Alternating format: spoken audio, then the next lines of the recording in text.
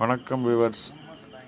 இந்த இடம் பார்த்தீங்கன்னா திண்டுக்கல் மாவட்டம் கன்னிவாடி அருகே ஒரு 3 கிலோமீட்டர் தூரத்தில் அமைந்துள்ளது. 10 ஏக்கர் 30 சென்ட்.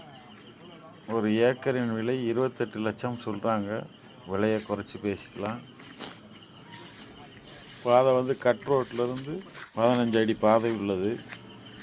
பாதை பொது பாதை தான். கிணறு, ஒரு போர், இலவச மின்சாரம் மற்றும் ஒரு வீடு ஒன்று இருக்கின்றது. இது பார்த்தீங்கன்னாக்க ஒரு மரத்தோட வயசு ஒரு 28 வயசுக்குள்ளே தான் இருக்கும். வெட்டுக்கு